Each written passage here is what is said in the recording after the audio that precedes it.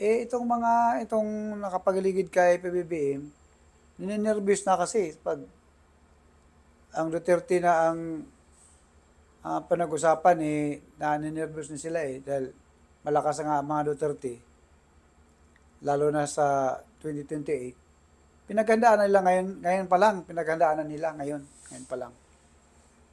Di ba? So ayaw din natin mag people power diyan. Kung sa kung yung ayaw nga doon sa mga kaibigan nating vlogger na DDS vlogger.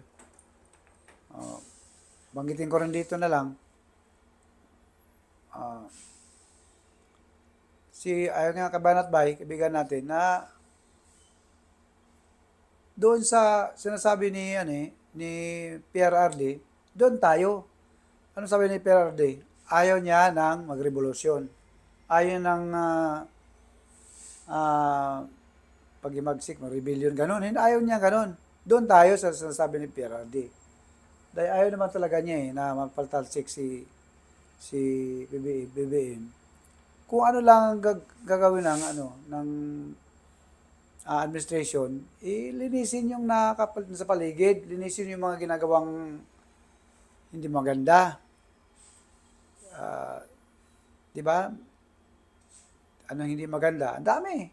Panggigipit kay Pastor Kibuloy, panggigipit ng mga maisog group, rally.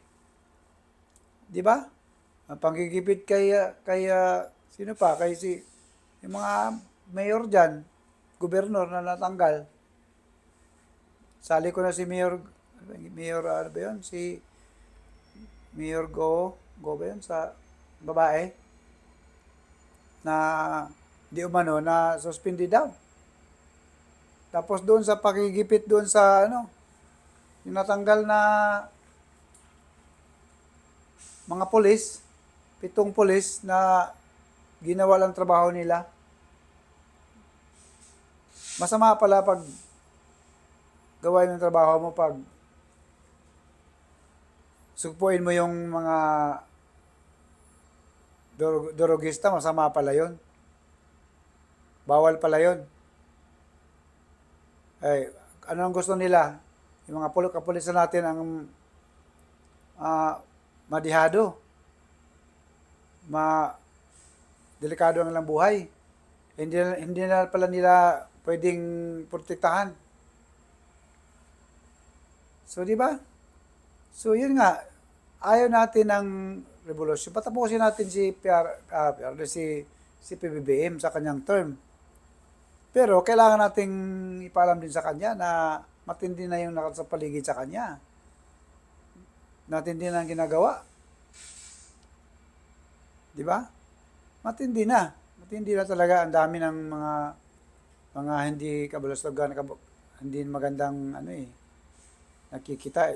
Hindi ko maisa-isa rito. Hayaan natin yung mga kaibigan natin, mga vlogger maisa-isa. Ang akin lang, doon sa point out ko lang dito, yung sasabi ni PRRD na ayaw niya ng revolusyon. Ayaw ng people power. Di ba? Tsaka doon sa tigilan na natin yung PDEA na yan, yung PDEA leak na yan. Yung usapin na yan, tigilan na natin yan. Wala natin patutukuhan dyan. No. Para bang bumato tayo ng bato, bumalik sa atin, dahil tayo lang din nakarinig, sa ayon pa sa mga kaibigan natin, mga sigaw tayo sa, yan, ganyan. Bangag-bangag, sigaw tayo. Pero, sa atin naman bumabalik, dahil wala naman nakakarinig. Tayo lang nakakarinig, di wala rin. Nakalimutan na rin yung dapat asikasuhin.